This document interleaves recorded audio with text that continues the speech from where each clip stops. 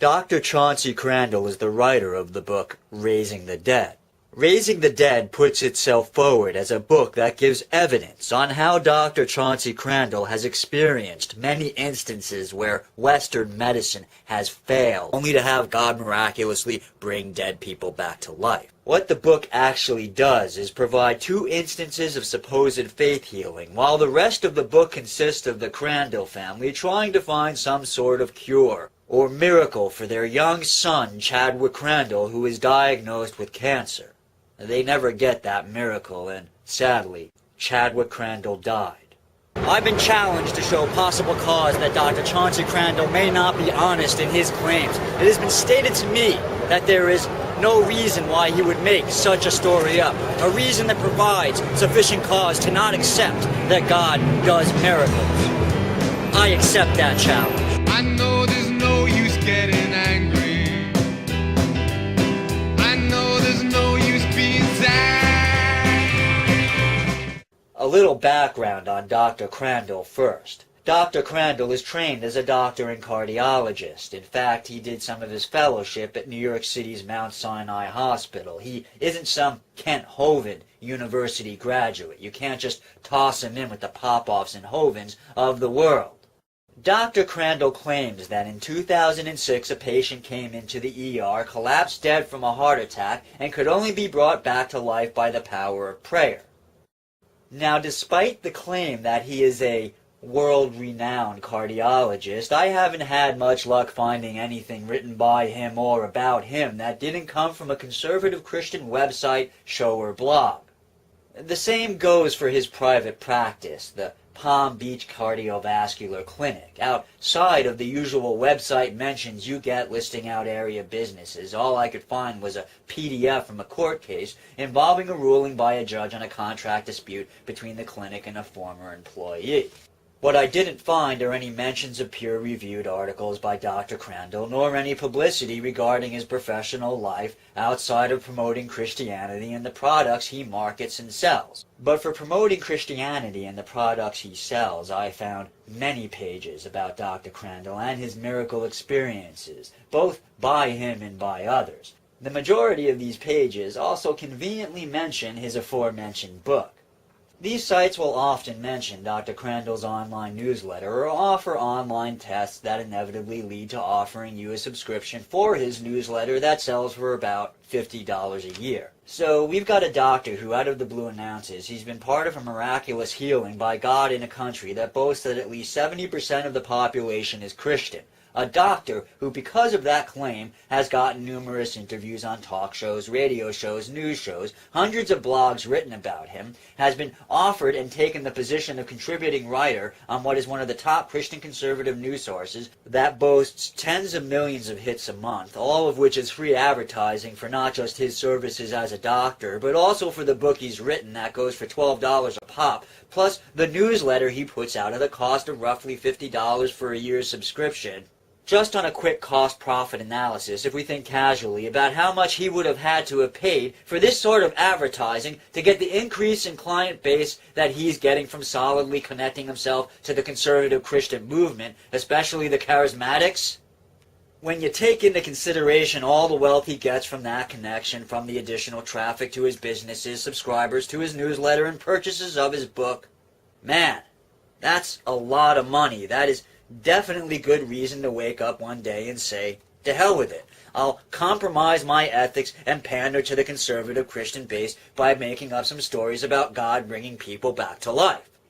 Shoot, you've got to wonder how much money all this "I'm a doctor who believes in miracles" fanfare is generating, not just for his personal pocket, but also for the Chadwick Foundation. Oh, did I forget to mention that?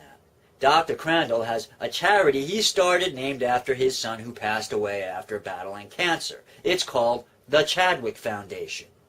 The Chadwick Foundation lists 4 other charities it is connected to, one which is a name with no internet site and therefore no way to research it, 2 that are unrated charities, and the third is Christ for All Nations, the charity founded by Reinhard Bonnke, the charismatic faith healer.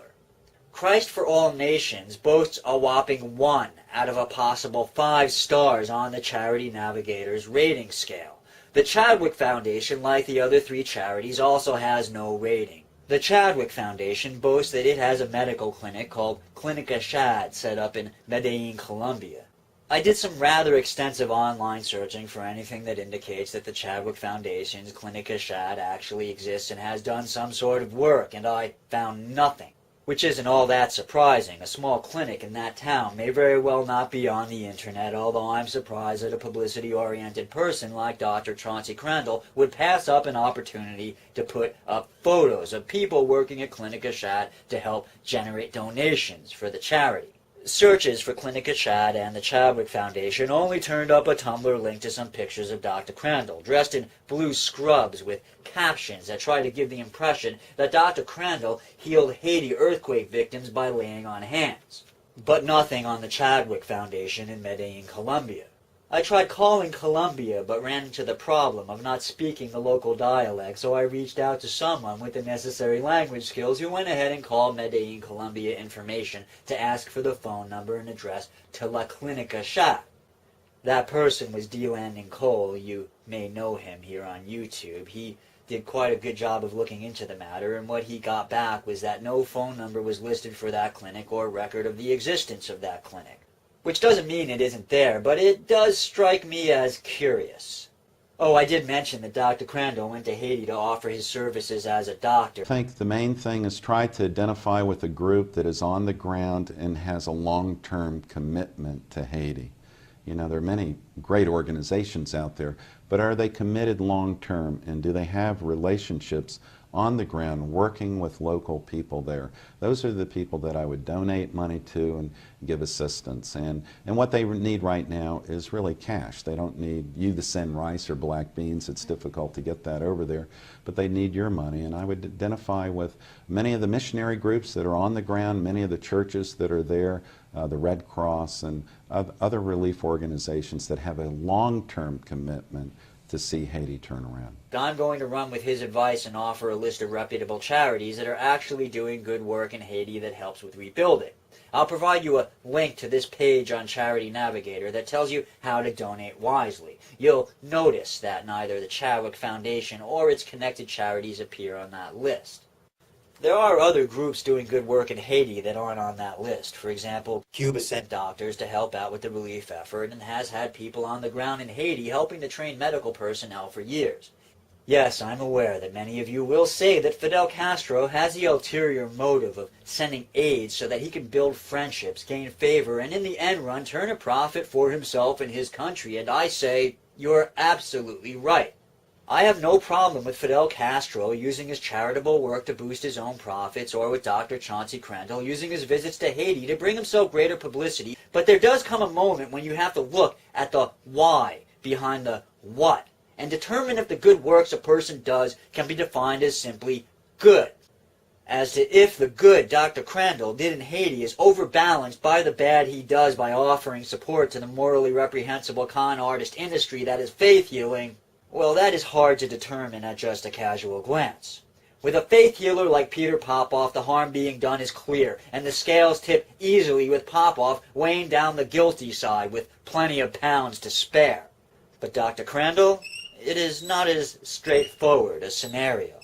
This is America, a land where, when it comes to Christianity, the goalposts for proof of morally questionable behavior are raised higher. What would be considered outright criminal behavior when secular is often given a wink and a nod, or at least a look the other way, by those in power once the label of Christian faith is tacked onto it. What Dr. Crandall believes is open to dispute, but I do think I've laid to rest any claims that there is no logical reason why Dr. Chauncey Crandall would lie about his witnessing of miracles. This is TheTruePooka coming to you from Times Square in New York City, saying, check the facts, and in the absence of facts, be circumspect.